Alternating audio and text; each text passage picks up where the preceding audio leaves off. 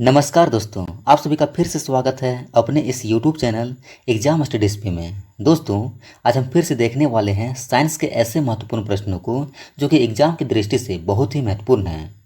दोस्तों, आप चाहे रेलवे के किसी भी विभाग की तैयारी कर रहे होंगे, आपको ऐसे प्रश्न जरूर देखने को मिलेंगे, क्योंकि दोस्तों ऐसे प्रश्न जो है हमेशा एग्जाम में रिपीट होते रहते हैं। तो दोस्तों, आप इस वीडियो में शुरू से अंत तक बने रहिए, और यदि आप इस चैनल पर नए हैं तो चैनल सब्सक्राइब कर लीजिए और बगल के बेल आइकन को जरूर दबा लीजिएगा, ताकि मेरे द्वारा अपलोड किए गए हर एक वीडियो का नोटिफिकेशन आपको मिलता रहेगा। तो चलिए दोस्तों, हम देर न करते हुए सीधे प्रश्नों की ओर बढ़ते हैं। पहला प्रश्न है, आवर्धन की इकाई क्या है? ऑप्शन नंबर डी इसका सही हो जाएगा, यानी कि इसकी कोई इकाई नहीं है। ऑप्शन नंबर डी इसका सही हो जाएगा, यानी कि आवर्धन की कोई इकाई नहीं होती है, क्योंकि दोस्तों यह जो है लंबाई का अनुपात है ना, लंबाई का अनुपात है। दोस्तों, बात करें डायोप्टर की, तो डायोप्टर जो है यह लेंस की क्षमता का एसआई मात्रक है। वहीं हम बात करें न्यूटन की, तो न्यूटन जो है यह बल का एसआई मात्रक है ना। वही बात करें सेंटीमीटर की, तो सेंटीमीटर जो है यह माप की मीट्रिक इकाई है, जिसका प्रयोग जो है किसी वस्तु की लंबाई निर्धारित करने के लिए किया जाता है, जिसे कि सेंटीमीटर के रूप में लिखा जाता है ना। अगला प्रश्न है, अवक्षेपण अभिक्रियाएं तब होती है जब जलीय विलयन में पाए जाने वाले एक अभिकारक का धनायन और दूसरे अभिकारक का ऋणायन मिलकर खाली स्थान बनाते हैं। सही आंसर ऑप्शन नंबर बी, यानी कि एक अघुलनशील आयनिक ठोस। ऑप्शन नंबर 20 का सही हो जाएगा, यानी कि अवक्षेपण अभिक्रियाएं तब होती है जब जलीय विलयन में पाए जाने वाले एक अभिकारक का धनायन और दूसरे अभिकारक का ऋणायन जो है यह मिलकर एक अघुलनशील आयनिक ठोस बनाते हैं। ऑप्शन नंबर 20 का सही हो जाएगा। अगला प्रश्न है, निम्नलिखित आकृति एक मानव नेफ्रॉन को दर्शाती है, इसका कौन सा भाग संग्रहण वाहिनी है? क्या बोल रहा है? संग्रहण वाहिनी है। ऑप्शन नंबर ए इसका सही हो जाएगा, यानी कि ये है ना, ये इसका सही आंसर हो जाएगा। ये जो है ये संग्रहण वाहिनी है। दोस्तों, संग्रहण वाहिनी की बात करें, यह जो है नलिकाओं को जोड़ने और नलिकाओं को इकट्ठा करने से बनती है ना। अगला प्रश्न है, निम्नलिखित में से कौन सा उपयुक्त परिस्थितियों में अंकुर के रूप में विकसित होता है?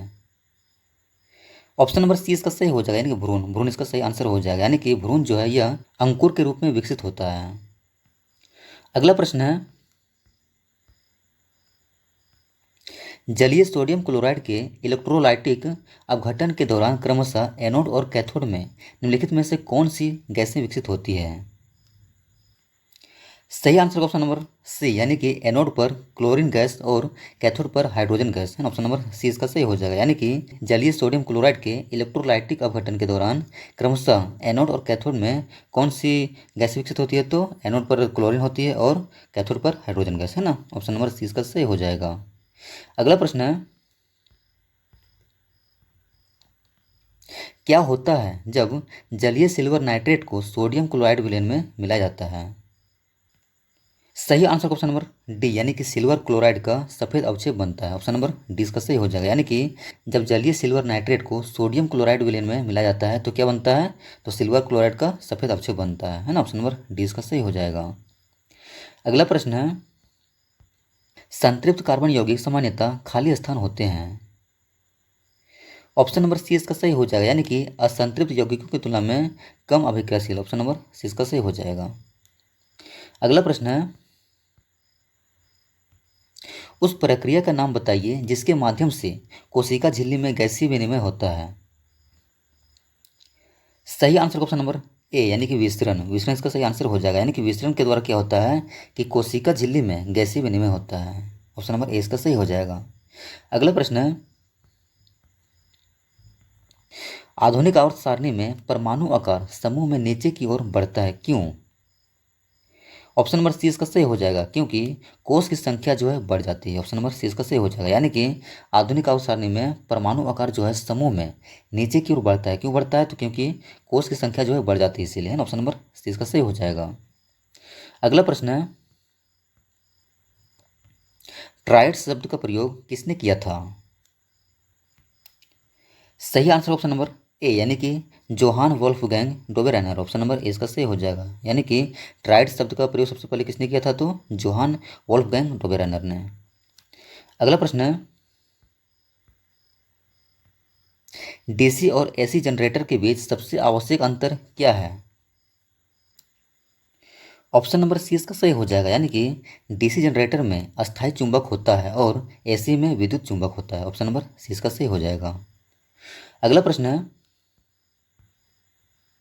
HIV एड्स विषाणु जो है निम्न में से किसके द्वारा स्थानांतरित नहीं हो सकता है? क्या बोला दोस्तों, किसके द्वारा स्थानांतरित नहीं हो सकता है? ऑप्शन नंबर सी इसका सही हो जाएगा, यानी हाथ मिलाना है। ऑप्शन नंबर सी इसका सही हो जाएगा, यानी कि हाथ मिलाने से HIV एड्स जैसे विषाणु स्थानांतरित नहीं हो सकते हैं।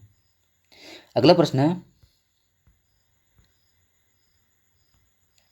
बेकिंग पाउडर को गर्म करने पर निम्न में से क्या बनता है? सही आंसर ऑप्शन नंबर ए, यानी कि कार्बन डाइऑक्साइड और सोडियम कार्बोनेट का उत्पादन होता है। ऑप्शन नंबर ए इसका सही हो जाएगा, यानी कि बेकिंग पाउडर को गर्म करने पर क्या बनता है? तो कार्बन डाइऑक्साइड और सोडियम कार्बोनेट का उत्पादन होता है ना। ऑप्शन नंबर ए इसका सही हो जाएगा। अगला प्रश्न है, निम्नलिखित में से कौन सा अंगक केवल पादप में उपस्थित होता है? सही आंसर ऑप्शन नंबर बी, यानी कि लवक। लवक इसका सही आंसर हो जाएगा, यानी कि लवक जो है यह केवल पादप कोशिका में पाया जाता है ना, पादप में उपस्थित होता है। अगला प्रश्न है, अस्थि कोशिकाएं एक कठोर मैट्रिक्स में सन्निहित होती है जो निम्न से बना होता है। सही आंसर ऑप्शन नंबर डी, यानी कैल्शियम और फॉस्फोरस। ऑप्शन नंबर डी इसका सही हो जाएगा, यानी कि अस्थि कोशिकाएं जो होती है जो कठोर होती है और मैट्रिक्स में सन्निहित होती है जो कि कैल्शियम और फॉस्फोरस से बनी होती है ना। ऑप्शन नंबर डी इसका सही हो जाएगा। अगला प्रश्न है, आकाश नीला क्यों दिखाई देता है? ऑप्शन नंबर ए इसका सही हो जाएगा, यानी कि निम्न तरंगदैर्घ्य के प्रकाश के प्रकीर्णन के कारण। ऑप्शन नंबर ए इसका सही हो जाएगा, यानी कि आकाश जो है नीला क्यों दिखाई देता है? तो निम्न तरंगदैर्घ्य के प्रकाश के प्रकीर्णन के कारण। दोस्तों, मैं फिर से आप लोगों को बताना चाहूँगा कि मैं जितने प्रश्न लेकर आया हूँ सारे बहुत ही महत्वपूर्ण हैं। अब इसे पूरा जरूर देखिएगा, है ना। चलिए अगला प्रश्न देखते हैं। राना टिग्रिना किस जंतु का वैज्ञानिक नाम है? ऑप्शन नंबर डी इसका सही हो जाएगा, यानी कि एशियाई मेंढक है ना। ऑप्शन नंबर डी इसका सही हो जाएगा, यानी कि राना टिग्रिना जो है यह किस जंतु का वैज्ञानिक नाम है? तो एशियाई मेंढक का। दोस्तों, इसमें एक पॉइंट याद रखिएगा कि राना टिग्रिना जो है इसको अब होप्लोबैट्राचस टाइग्रिनस के नाम से जाना जाता है ना, इसे याद रखिएगा। और हम बात करें दोस्तों बाघ का, तो बाघ का वैज्ञानिक नाम क्या? इसका वैज्ञानिक नाम होता है पैंथेरा टाइग्रिस। वहीं बात करें भेड़िया का, तो भेड़िया का वैज्ञानिक नाम क्या होता है? इसका होता है कैनिस लियूपस, है ना, इसे भी याद रखिएगा। और दोस्तों बात करें तेंदुआ का, तो तेंदुआ का वैज्ञानिक नाम क्या होता है? इसका होता है पैंथेरा पार्टस, है ना, पैंथेरा पार्टस, इसे भी याद रखिएगा। अगला प्रश्न है और अंतिम प्रश्न है दोस्तों, है ना, मशरूम क्या है? ऑप्शन नंबर ए इसका सही हो जाएगा, यानी कवक। मशरूम जो है यह एक कवक है जिसका वैज्ञानिक नाम क्या था दोस्तों? इसका वैज्ञानिक नाम जो होता है एगारिकस बाइस्पोरस, इसे याद रखिएगा। एगारिकस बाइस्पोरस, है ना। तो दोस्तों मेरे सारे प्रश्न खत्म हो चुके हैं। उम्मीद करता हूँ कि आपको वीडियो पसंद आया होगा। पसंद आए प्लीज़ लाइक करें और कमेंट करके जरूर बताएं। चलिए फिर मिलते हैं नेक्स्ट वीडियो में।